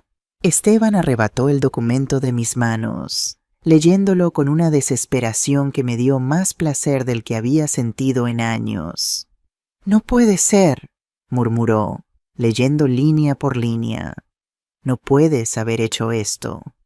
«¿Qué dice?», preguntó Lucía tratando de leer por encima del hombro de su marido. «Dice», les informé con una sonrisa radiante, «que todos mis bienes y mis ahorros irán a una fundación para madres solteras que luchan por educar a sus hijos. Dice que ni un solo céntimo irá a manos de personas que tratan a los ancianos como basura». Lucía se puso completamente pálida. «No puedes hacer eso. Somos tu familia». «¿Mi familia?». Me reí hasta que me dolieron las costillas. «Mi familia no me amenaza. Mi familia no planea ponerme en una residencia para poder vender mi casa. Mi familia no destruye mis cosas cuando no consigue lo que quiere». «Mamá, por favor», suplicó Esteban. Y por primera vez en meses, vi algo que se parecía al hijo que había criado. «Sé que hemos sido difíciles contigo, pero no sabía que te sentías así». «¿No lo sabías?». Le arrebaté el testamento de las manos. ¿No lo sabías cuando me colgaste mientras tenía fiebre? ¿No lo sabías cuando dejaste que tu esposa me insultara en mi propia casa? ¿No lo sabías cuando me amenazaste con dejarme completamente sola si no hacía lo que querías? Yo estaba frustrado, tartamudeó. No quería decir esas cosas, pero las dijiste y las sentiste. Y durante meses me trataste como si fuera una molestia que tenías que tolerar hasta que finalmente pudieras deshacerte de mí. Lucía había empezado a llorar, pero no eran lágrimas de remordimiento. Eran lágrimas de pura rabia y frustración al ver su plan perfecto desmoronarse ante sus ojos. «Esto no ha terminado», gritó. «Vamos a impugnar ese testamento. Vamos a demostrar que no estás en tu sano juicio». «Adelante», dije, acercándome a ella hasta que estuvimos cara a cara.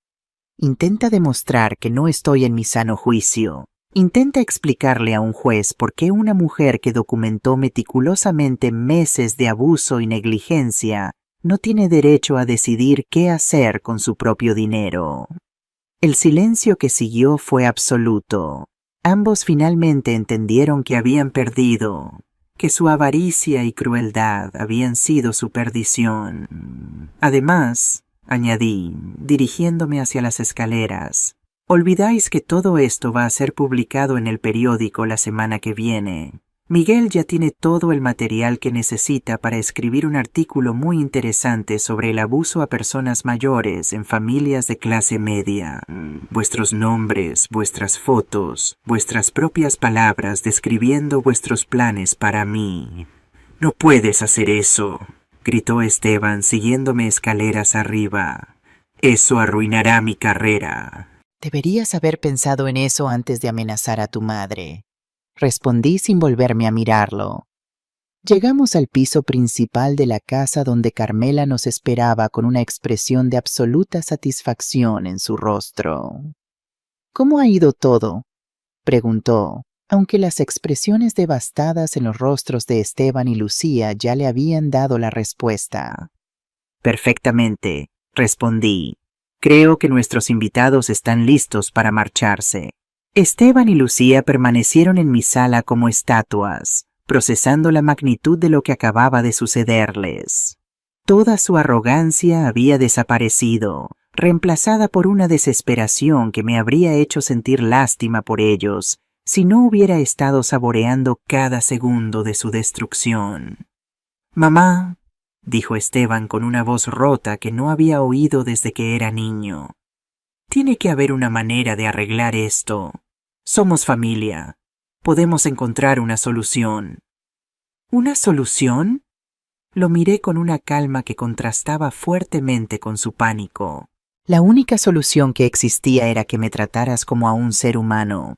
Tuviste esa oportunidad durante meses y la desperdiciaste cada día.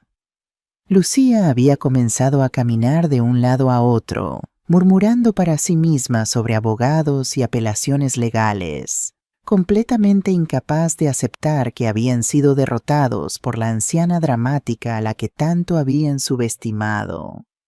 «Mercedes», dijo finalmente, tratando de recuperar algo de su antigua compostura.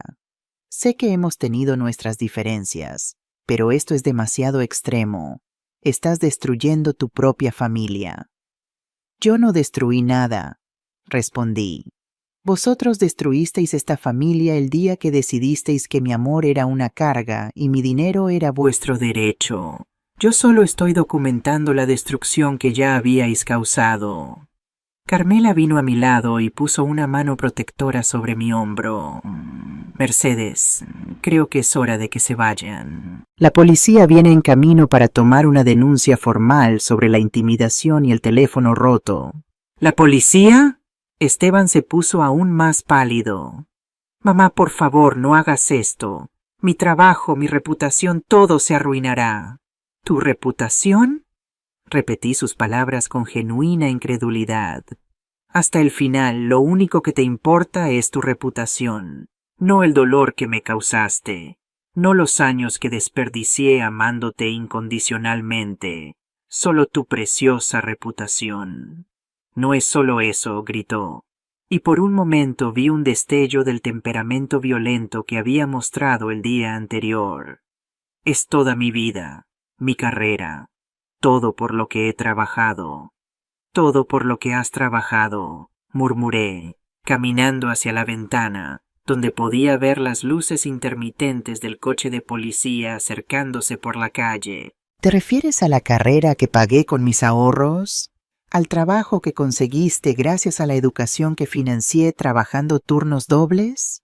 El sonido de las sirenas se hizo más fuerte, y tanto Esteban como Lucía instintivamente se movieron hacia la puerta, como animales asustados buscando una salida. «No os vayáis todavía», dije con una sonrisa. «Eso sería de muy mala educación. Quiero que os quedéis y conozcáis a los oficiales. Quiero que expliquéis personalmente por qué pensasteis que amenazar a una mujer de 66 años era una buena idea». La policía llamó a la puerta exactamente a las 3 de la tarde. Dos jóvenes oficiales que escucharon mi historia con una seriedad que me llenó de satisfacción. Carmela corroboró todo lo que había presenciado y las grabaciones de audio que había hecho fueron aceptadas como evidencia preliminar. «Señora Mercedes», dijo uno de los oficiales después de tomar toda la información, «¿quiere presentar cargos formales contra su hijo y su nuera?». Miré a Esteban, que estaba sentado en mi sofá con la cabeza entre las manos, completamente derrotado. Por un segundo, solo un segundo, sentí un destello del amor maternal que había definido mi vida durante tantos años. Luego recordé sus palabras del día anterior. «Nadie te pidió que sacrificaras tu vida por mí. Recordé la sonrisa cruel con la que había destruido mi teléfono. Recordé los planes que habían hecho para ponerme en una residencia sin consultarme. Sí, respondí al oficial con voz firme. Quiero presentar cargos formales. El proceso legal que siguió fue exactamente tan devastador como había esperado. Los periódicos locales cubrieron la historia con gran detalle, especialmente después de que Miguel publicara su artículo de investigación titulado El precio del amor perdido, cuando los hijos se convierten en depredadores. La empresa donde trabajaba Esteban lo despidió después de que el escándalo llegara a sus supervisores. Lucía perdió su puesto en la clínica cuando los administradores decidieron que una persona involucrada en abuso a personas mayores no era apropiada para un entorno médico. Pero lo que me dio mayor satisfacción no fue su ruina profesional, sino algo mucho más simple y personal. Una tarde, 3 meses después de todo el drama legal, Esteban apareció en mi puerta. Estaba solo, sin Lucía, con una expresión derrotada que habría roto mi corazón en otras circunstancias. «Mamá», dijo cuando abrí la puerta, «¿podemos hablar?» Lo miré durante un largo momento, estudiando su rostro demacrado, sus profundas ojeras, la manera en que había envejecido años en solo unas pocas semanas. «No», respondí simplemente, «no podemos». «Por favor», suplicó, y las lágrimas comenzaron a rodar por sus mejillas. «Lo he perdido todo, mi trabajo, mi reputación, mi matrimonio. Lucía me dejó la semana pasada». «No tengo nada. Ahora sabes cómo se siente», dije con absoluta calma. «Ahora sabes lo que es perderlo todo por culpa de alguien que supuestamente te ama. Mamá, lo siento por todo. Sé que fui terrible contigo. Sé que no merecías nada de lo que te hicimos, pero soy tu hijo. Tiene que haber alguna manera de arreglar esto». Por un momento, sentí la familiar tentación de consolarlo, de abrir mis brazos y perdonarlo todo, como había hecho tantas veces antes. Pero entonces recordé algo que había aprendido durante estos meses de libertad. El perdón sin consecuencias no es amor, es cobardía. «Esteban», dije, manteniendo la puerta entreabierta, «durante 30 años te perdoné cada crueldad, cada desaire, cada momento en que me trataste como si fuera menos importante que cualquier otra cosa en tu vida. Te perdoné porque pensé que eso es lo que hacen las madres que aman». «Exactamente», exclamó tratando de acercarse. «Eres mi madre, me amas». «Te amaba», lo corregí. Amaba al dulce niño que solía abrazarme cuando tenía pesadillas. Amaba al joven ambicioso que me prometía que un día me devolvería todo lo que había sacrificado por él. Pero ese niño, ese joven, murieron hace mucho tiempo.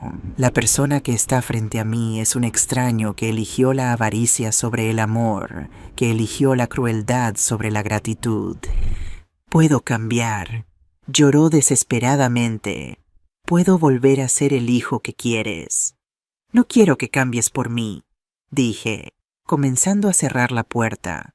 «Si alguna vez cambias, que sea por ti mismo, porque te das cuenta de que la persona en la que te convertiste es despreciable. Pero ya no es mi responsabilidad arreglarte. Mamá, por favor». Puso su pie en la puerta, impidiéndome cerrarla por completo. «No puedes abandonarme así. Soy tu único hijo». «No», respondí con una firmeza que me sorprendió incluso a mí misma. «Tú me abandonaste a mí. Yo solo estoy reconociendo oficialmente algo que sucedió hace meses». Empujé suavemente pero con firmeza su pie y cerré la puerta. Oí sus sollozos al otro lado, sus súplicas, sus promesas de cambio que llegaron demasiado tarde. Permanecí al otro lado de la puerta durante varios minutos, escuchando cómo el hombre que una vez había sido mi razón de vivir se derrumbaba completamente en mi porche. Parte de mí quería abrirla para consolarlo, para volver a ser la madre que lo perdonaba todo. Pero una parte más fuerte, la parte de mí que había renacido en ese sótano lleno de pruebas, la parte que había aprendido a valorarse a sí misma, se mantuvo firme. Finalmente oí sus pasos alejándose, el sonido de un coche arrancando y luego silencio. Fui a la cocina donde Carmela me esperaba con una taza de té caliente y una sonrisa orgullosa. «¿Cómo te sientes?», me preguntó. «Libre», respondí, tomando la taza con manos que ya no temblaban. «Por primera vez en 30 años me siento completamente libre». Esa noche, mientras me preparaba para ir a la cama en mi casa, que nadie me quitaría jamás, reflexioné sobre todo lo que había sucedido. Había perdido a mi único hijo, pero había ganado algo infinitamente más valioso: mi dignidad. A los 66 años había aprendido que el amor propio no es egoísmo, sino supervivencia. Había aprendido que establecer límites no es crueldad, sino necesidad. Había aprendido que a veces la única manera de salvar lo que queda de tu alma es cortar los lazos que te están destruyendo. Lo había dado todo por un hijo que me veía como un cajero automático ambulante. Pero ahora, finalmente, iba a darlo todo por la única persona que verdaderamente lo merecía: yo misma. Y por primera vez en décadas, esa perspectiva no me asustaba, me emocionaba. El tiempo pasó y con él llegaron cambios significativos en mi vida. Durante los 6 meses siguientes renové mi pequeña casa, transformándola en un espacio que reflejaba verdaderamente quién era yo, no solo como madre, sino como mujer. Pinté las paredes de colores vibrantes, compré muebles nuevos y modernos, y convertí el cuarto que había sido de Esteban en un estudio de costura donde comencé a diseñar y crear prendas que siempre había soñado hacer. Carmela se convirtió en una compañera constante. Juntas nos inscribimos en clases de yoga para mayores. Empezamos a tomar lecciones de italiano, un sueño que había pospuesto durante décadas, y formamos un pequeño club de lectura con otras mujeres del barrio. Por primera vez desde que podía recordar, tenía amigos, tenía pasiones, tenía una vida que era completamente mía. El artículo que Miguel había escrito sobre mi caso tuvo un impacto mucho mayor del que cualquiera de nosotros esperaba. Comenzaron a llegar correos electrónicos y cartas de mujeres de toda España, mujeres que se habían encontrado en situaciones similares, mujeres que habían sido maltratadas o explotadas por sus hijos o familiares, mujeres que no sabían que tenían derecho a decir basta. Mercedes, me dijo Miguel una tarde mientras tomábamos café en mi jardín recién plantado, hay muchas personas que quieren escuchar tu historia. ¿Has considerado dar charlas? ¿Compartir lo que has aprendido? ¿Charlas?, repetí, sorprendida. ¿Quién querría escuchar a una vieja como yo? Muchas personas, aseguró con firmeza. Lo que hiciste, el coraje que mostraste, es inspirador. Podría ayudar a otros a encontrar su propia fuerza. Así fue como, a los 67 años, me encontré dando una charla en la biblioteca municipal sobre el derecho a decir no, estableciendo límites saludables en relaciones familiares. La sala estaba llena de mujeres de todas las edades, muchas de ellas con historias dolorosamente similares a la mía. No estoy aquí para deciros que dejéis de amar a vuestros hijos, les dije, mirando a esa audiencia atenta. Estoy aquí para recordaros que el amor no debería doler. El amor no debería empobreceros. El amor no debería haceros sentir pequeñas o insignificantes. Y sobre todo estoy aquí para deciros que nunca es demasiado tarde para reclamar vuestra dignidad. La respuesta fue abrumadora. Mujeres llorando, abrazándome, contándome cómo mis palabras les habían dado el valor que necesitaban para confrontar situaciones que habían soportado en silencio durante años. Esa charla llevó a otra, y luego a otra.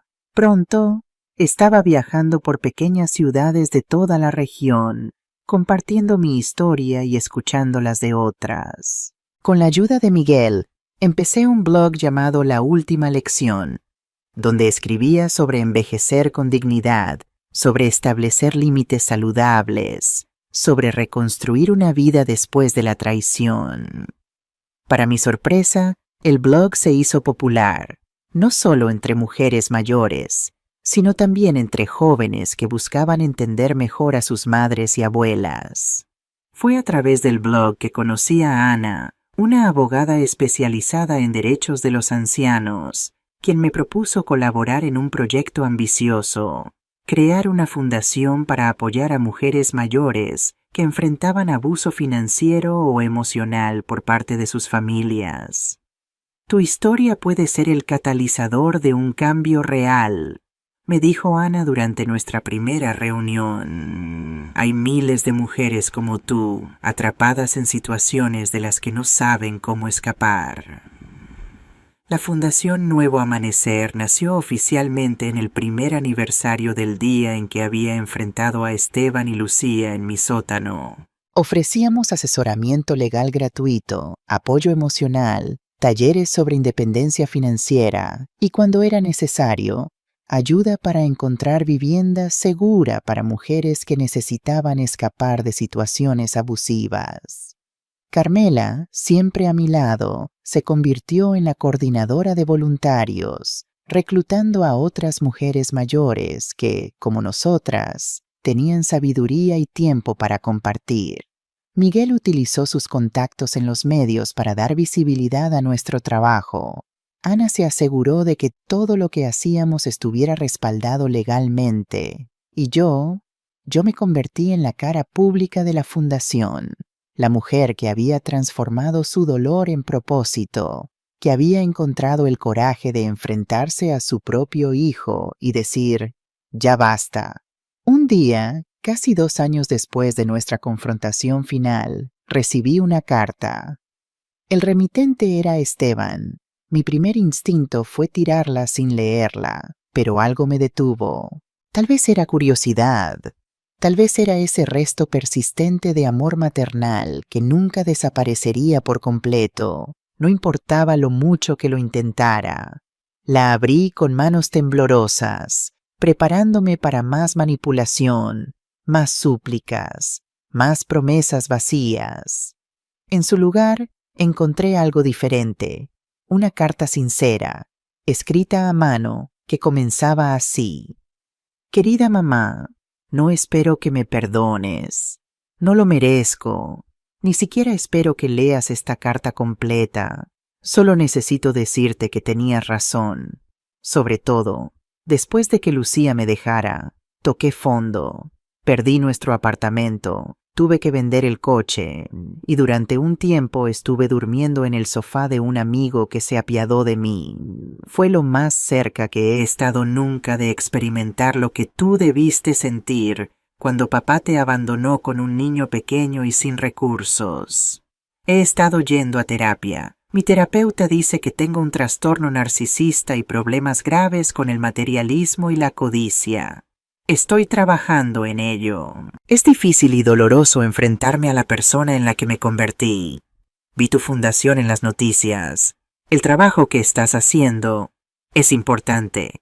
Estás ayudando a personas como tú, personas a las que traicionaron quienes deberían haberlas amado más. Es irónico que tu peor experiencia como madre te haya llevado a tu mayor propósito. No te pido que me dejes volver a tu vida. Sé que eso sería injusto. Solo quería que supieras que estoy tratando de ser mejor. No por ti, como me dijiste, sino por mí. Porque no quiero ser esa persona nunca más, con amor y arrepentimiento, Esteban. Leí la carta 3 veces, buscando señales de manipulación, buscando las palabras cuidadosamente elegidas para hacerme sentir culpable. No encontré ninguna. Solo las palabras de un hombre que parecía estar genuinamente tratando de confrontar sus demonios. No respondí, no estaba lista. Tal vez nunca lo estaría. Pero guardé la carta en un cajón en lugar de tirarla, lo que consideré un pequeño pero significativo acto de esperanza. Mi vida continuó transformándose de maneras que nunca habría imaginado. La fundación creció, atrayendo la atención de políticos y figuras públicas que querían asociarse con nuestro trabajo. Fui invitada a hablar en conferencias nacionales sobre derechos de los ancianos. Incluso aparecí en un documental sobre abuso financiero familiar que se emitió en la televisión nacional. ¿Alguna vez imaginaste que tu vida tomaría este rumbo? Me preguntó el entrevistador en esa ocasión. Nunca, respondí con honestidad. Durante décadas, mi identidad estaba completamente definida por ser madre. Creía que mi único propósito era sacrificarme por mi hijo, descubrir que podía tener valor por mí misma, que mi vida podía tener significado y propósito más allá de la maternidad. Fue revolucionario para mí. ¿Y qué le dirías a las mujeres que están donde tú estabas hace 3 años, atrapadas en relaciones familiares abusivas, temerosas de quedarse solas si establecen límites? Les diría que la soledad que temes es mucho menos dolorosa que la que ya estás experimentando. Hay una diferencia entre estar sola y ser solitaria. Puedes estar rodeada de familiares que te explotan y sentirte más sola que nunca. O puedes estar físicamente sola pero conectada con tu verdadero ser, con tus pasiones, con personas que realmente te valoran. Esa soledad física no duele tanto como la soledad del alma. Mis palabras resonaron con miles de mujeres en toda España. Comenzaron a llegar solicitudes para traducir mis entradas de blog a otros idiomas. Mujeres de Italia, Francia, incluso de Latinoamérica me escribían para contarme cómo mi historia había cambiado sus vidas. A medida que se acercaba mi 70º cumpleaños, decidí hacer algo que nunca antes había considerado: viajar. Siempre había soñado con visitar Roma, con ver el Coliseo y la Capilla Sixtina, con probar auténtica pasta italiana en una pequeña trattoria. Pero ese sueño siempre había parecido inalcanzable, algo para algún día que nunca llegaba. ¿Por qué no?, dijo Carmela cuando le conté mi idea. Tenemos los medios, tenemos la salud, no tenemos nada que nos detenga. Y así, 2 mujeres septuagenarias embarcaron en su primera aventura internacional, armadas con diccionarios de italiano, cámaras y un sentido de libertad que ninguna de las 2 había experimentado jamás. Pasamos 2 semanas maravillosas explorando las calles antiguas, deleitándonos con la comida, haciendo amistades con locales que se sorprendían de nuestro entusiasmo juvenil. Fue durante esas vacaciones que recibí un mensaje inesperado. Estaba revisando mis correos electrónicos en el hotel cuando vi uno de Ana, mi socia en la fundación. Mercedes, no quería molestarte durante tus vacaciones, pero pensé que deberías saber esto. Esteban ha estado en contacto con nosotros. Ha ofrecido sus servicios como voluntario para nuestra línea de ayuda financiera. Dice que su experiencia en el otro lado de estas situaciones podría ser valiosa para entender la mentalidad de los abusadores. No he aceptado nada, por supuesto. Esto es completamente tu decisión. Disfruta Roma. Hablaremos cuando regreses. Me quedé mirando la pantalla durante mucho tiempo. Esteban quería ayudar. Quería usar su propia historia de codicia y redención para beneficiar a otros. Era un gesto que no esperaba. Esa noche, sentada en un pequeño balcón con vista a una plaza romana, con el sonido de la música de la calle flotando en el aire cálido, tomé una decisión. No permitiría que Esteban volviera a mi vida personal. Ese capítulo estaba cerrado. El daño había sido demasiado profundo la traición demasiado completa. Pero tal vez, solo tal vez, podría haber un lugar para él en el trabajo de la fundación, una oportunidad para que transformara sus errores en algo constructivo. Cuando regresé a España, más bronceada y rejuvenecida de lo que me había sentido en años, llamé a Ana para discutir la propuesta. ¿Estás segura de esto?, me preguntó, preocupación evidente en su voz. No quiero que te sientas presionada de ninguna manera. No me siento presionada, le aseguré. Han pasado 3 años, Ana. He construido una vida que nunca soñé que podría tener. Tengo amigos, tengo propósito, tengo alegría. Ya no estoy en ese lugar de vulnerabilidad donde puede lastimarme. Aún así, trabajar junto a él no será junto a él, aclaré. Quiero conocerlo primero, evaluar si su cambio es genuino. Si lo es, trabajará bajo tu supervisión directa, no la mía. Y a la primera señal de que está volviendo a sus viejos hábitos, se va, sin segundas oportunidades. Ana asintió, respetando mi decisión. ¿Cuándo quieres verlo? La próxima semana, decidí. En un lugar público, quizás ese café junto a la fundación. Cuando llegó el día de nuestro encuentro, me sorprendí a mí misma sintiéndome nerviosa. No había visto a Esteban en 3 años, aparte de ese breve momento en mi puerta cuando lo había rechazado. No sabía qué esperar. El hombre que entró al café era casi irreconocible. El Esteban que yo recordaba siempre había estado impecablemente vestido, con trajes caros y ese aire de superioridad que había adoptado bajo la influencia de Lucía. Este Esteban vestía simplemente, con jeans y una camisa básica. Su pelo, que una vez había mantenido perfectamente peinado, estaba más largo y natural. Pero lo más notable era su expresión. La arrogancia había desaparecido, reemplazada por algo que parecía humildad genuina. «Hola, mamá», dijo suavemente cuando me vio. No hizo ningún intento de abrazarme o tocarme, respetando claramente los límites que había establecido en nuestra última interacción. «Gracias por aceptar verme». «No soy tu mamá», respondí, mi voz firme pero no cruel. «Soy Mercedes. Y esto no es una reunión familiar, es una entrevista para un posible puesto de voluntario». Asintió, aceptando mis términos sin protestar. Lo entiendo, Mercedes, y aprecio la oportunidad. Durante la siguiente hora, lo interrogué sobre su vida desde nuestro último encuentro, sobre el trabajo que había estado haciendo en terapia, sobre por qué creía que podría ser útil para la fundación. Me sorprendió su honestidad, la forma en que hablaba abiertamente de sus fallas, sin autocompasión ni excusas. «La verdad es que no merezco esta oportunidad», admitió hacia el final de nuestra conversación. Lo que te hicimos, fue imperdonable, y entendería completamente si decidieras que no puedes confiar en mí. Solo quiero la oportunidad de usar mi experiencia para prevenir que otros hagan lo que yo hice. Lo estudié durante un largo momento, buscando signos de la manipulación que había sido tan parte de nuestra dinámica en el pasado. No encontré ninguno.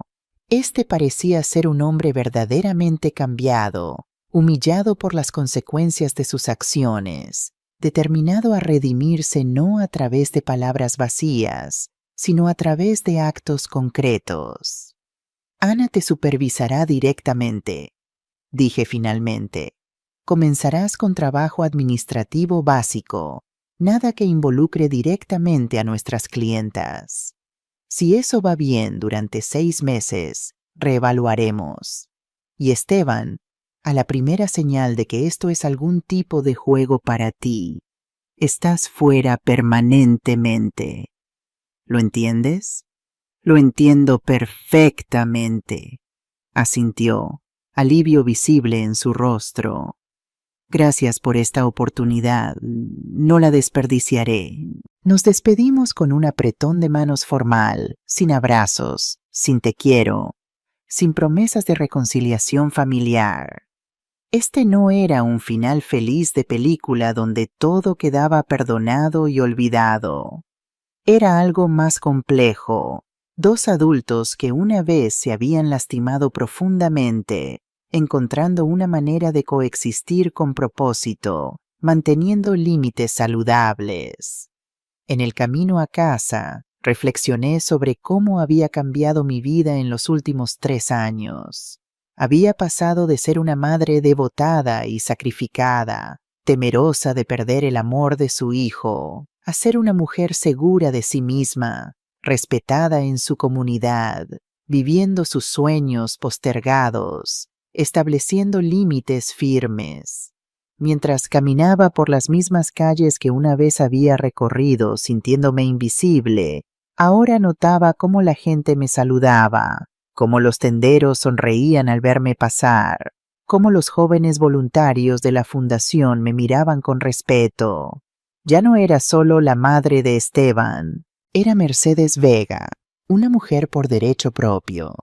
Esa noche, sentada en mi jardín rodeada de las flores que había plantado con mis propias manos, tomando una copa de buen vino italiano que había traído de mi viaje, sentí una paz profunda que nunca antes había experimentado.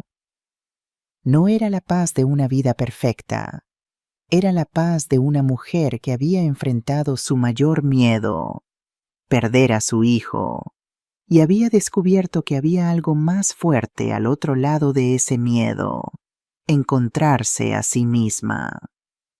Mi teléfono sonó, interrumpiendo mis pensamientos.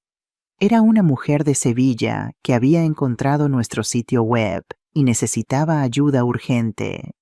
Su hijo y su nuera estaban intentando obligarla a firmar documentos para vender su casa. Estaba asustada, confundida. No sabía dónde acudir. Respira profundo, le dije con la calma que solo viene de haber recorrido ese camino. No estás sola, hay ayuda, hay esperanza. Y esta es exactamente la razón por la que existe nuestra fundación. Mientras la escuchaba llorar de alivio al otro lado del teléfono, sentí una oleada de gratitud por el camino que me había llevado hasta aquí. Cada lágrima, cada momento de desesperación, cada confrontación dolorosa, todo había sido parte de un viaje hacia la libertad. No solo para mí, sino ahora, para otras mujeres como yo. El primer paso es el más difícil, le aseguré. Pero te prometo que hay una vida mejor esperándote al otro lado de esto, una vida que ni siquiera puedes imaginar todavía. Y mientras decía esas palabras, supe con certeza absoluta que eran verdad, porque yo estaba viviendo esa vida ahora.